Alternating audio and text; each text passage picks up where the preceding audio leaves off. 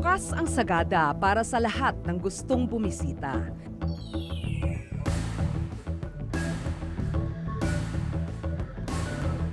Kailangan lang magbayad ng 35 pesos para sa environmental fee dito.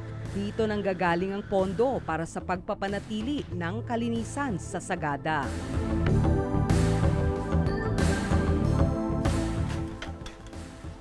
Gas. And Si Gareth, 7 taon ng tour guide sa Sagada. Isa siya sa mga nagtatag ng Sagada Genuine Guides Association Incorporated o SAGAS. Responsibilidad ng mga tour guide sa Sagada ang linisin ang bawat tourist malapit site lang magano ng kada apoy ko. buwan. Wait lang.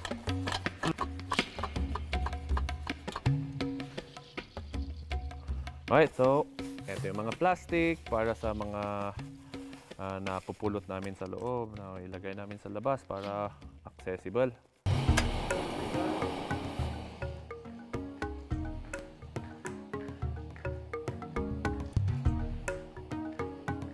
Ayan na yung entrance ng cave.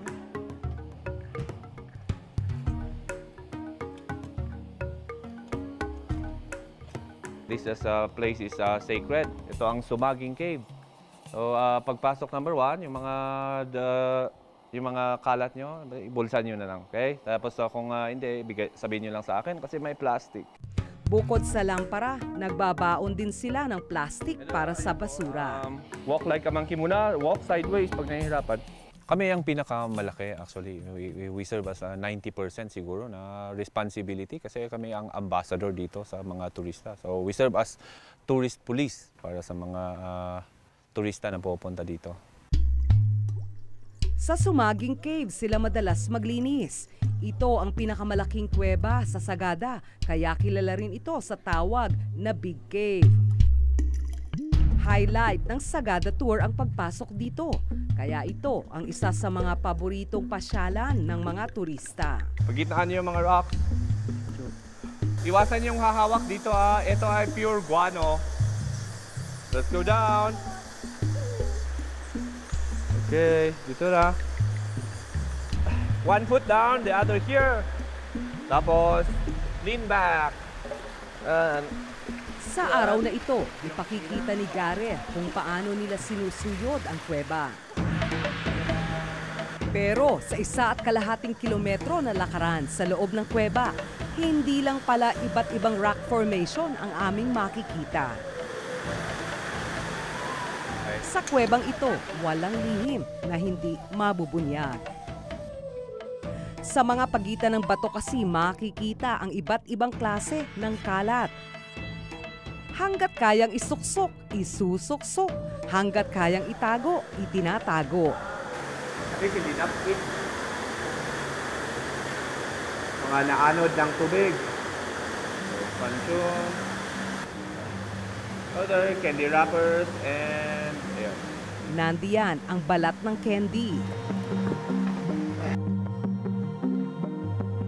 Glass.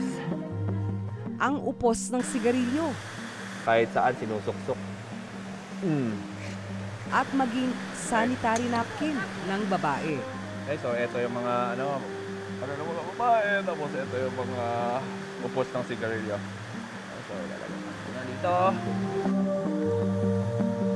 Yo, oh my God. Now, this is one heck of a fight. Sa mga basura, well, kami ang mga first re-remind sa kanila kung ano ang gagawin nila. Minsan, nakakalimutan din namin. Ang sinumang pumasok sa kuweba ay siguradong mababasa, kaya madalas daw na nagtatanggal ng sanitary napkin ang mga babae. At dahil malamig sa loob, hindi maiwasan ng mga turista na magsigarilyo. Pero kung tutuusin, paglalapastangan daw ito sa kultura ng mga taga-Sagada. Hanap-hanap lang yung mga dumi dito. Minsan, pinatapon-tapon lang yan eh. Ginawa mo siyang dump site. So, imaginein mo yung mga cave na nagiging dump site siya. Bukod sa nasisira mo yung sacredness, nasisira mo rin talaga yung environment. Nasisira mo yung ganda ng lugar na yon. Hindi rin nakaligtas sa mga bato sa vandalism ng turista. May mga vandalized na, no? Hindi na iwasan yan. Sa paglilibot pa ng aming grupo, may mga napulot kaming mga bote ng tubig, soft drinks, energy drink, at maging bote ng alak.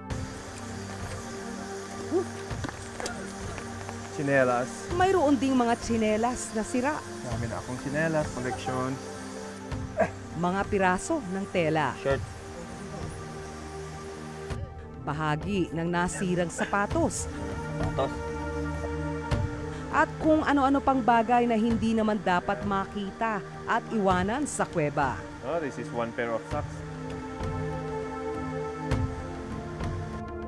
Ang mga bisita, tapon dito, tapon doon. So, ito yung mga usual na yung mga sandals. Yan. Even someone has been drinking here. And plastic bottles. Ano yo! Okay. So there you go. Yung tipong porke nagbayad sila, they think na meron silang may karapalan silang magkalat, kaya nagkakalat na lang kasi they think na may nagpupulot para sa kanila. Oh man, buti na lang may gloves talaga. Okay. Kung tutuusin, kakaunti pa ang mga nakolektang kalat dahil hindi naman peak season ngayon. Pero ang lahat ng kaunti, kapag pinatagal at pinagsama-sama, ay dumarami. At unang-una, bago pumasok sa kuweba, malinaw naman na ipinagbabawal ang pagkakalat at pagsusulat sa mga bato. Talaga lang pasaway ang ibang turista. Actually, yung responsible tourism is dapat sana manggagaling yan sa mga tourists at saka mga stakeholders. Kung ano man yung mga ordinances na nakalagay dyan, especially sa good practices ng responsible tourism, dapat yan po ang mai-implement at ganyan din po sa mga stakeholders ay ipapatupad na rin. Totoo yon na nagdadala ng basura ang turista. So, dapat ayusin nila ang kanilang tourism plan. Kasi sa tourism plan, nakasaad doon, ano ang gagawin natin sa mga turistang pasaway. 2,000 piso ang ibinibigay ng lokal na pamahalaan sa grupo ng tour guide na nakatokang maglinis kada buwan. Sa isang grupo, binubuo sila ng 6 katao pataas para masuyod ang buong kuweba. More on concern for the environment. Kasi syempre kami, tour guide kami. Anong ipapakita namin kung hindi malinis? Parang hard din lang na linisan mo ang bukid mo para at least maganda naman yung yield.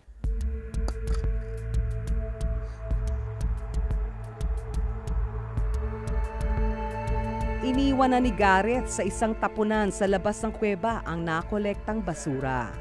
Every day na kung nag-tutor kami, maybe 3 times a week, meron kaming napupulot.